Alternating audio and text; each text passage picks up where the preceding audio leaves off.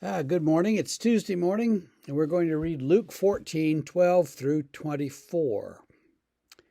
Jesus also said to the man who had invited him, "When you give a dinner or a banquet, do not invite your friends or your brothers or your relatives or rich neighbors, lest they also invite you in return and you be repaid. But when you give a feast, invite the poor, the crippled, the lame, the blind, and you will be blessed because they cannot repay you. You will be repaid at the resurrection of the just." When one of those who reclined at table with him heard these things, he said to him, "Blessed is everyone who will eat bread in the kingdom of God." But Jesus said to him, "A man once gave a great banquet and invited many. And at the time for the banquet, he sent his servant to say to those who had been invited, 'Come, for everything is now ready.' But they all began to make excuses.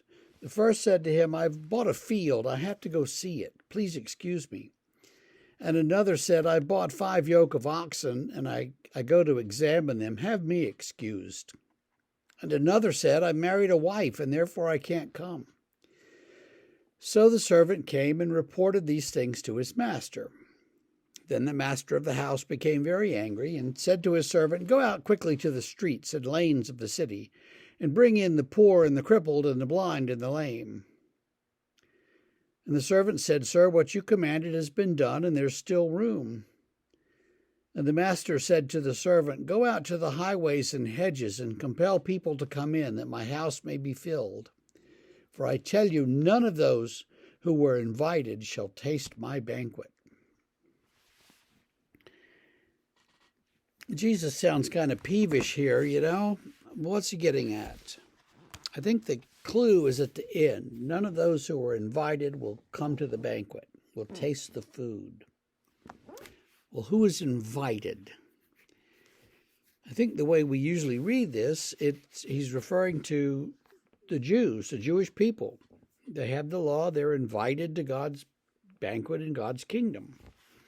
But they won't listen to Jesus, and he's saying, so they're not going to get in. They're not going to be welcomed.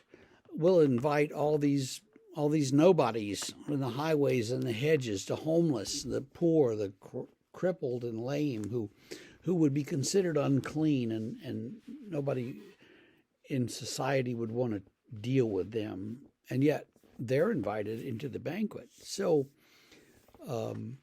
I think he's saying that the doors of God's kingdom are open much wider than the doors of the established religious people. The doors of the kingdom are open to all kinds of people that good religious people might not accept, might not think are worthy, might think are sinners, might think are the wrong people. We can't have them, whoever they are. We can't have them in our church, in our group. We can't welcome them to our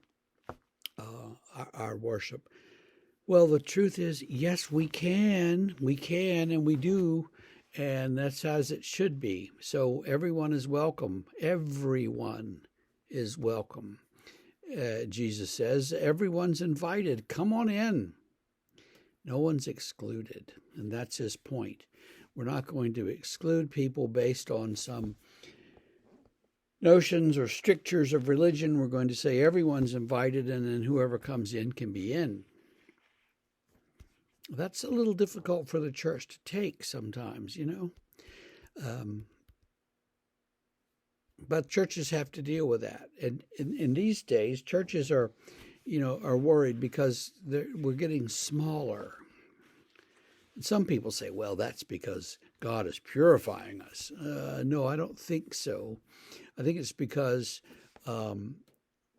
middle-class people of a certain age look at younger people and other people as kind of weird. You know, they got tattoos and piercings everywhere, and they wear these boots. And, you know, we can't have them in our church. They don't know everything like we do. Well, they didn't grow up in the church. How are they supposed to know the things that, you know, the Lord's Prayer and the Gloria Patri and all these things that we just assume everyone knows? This is a problem. Your church has to deal with it.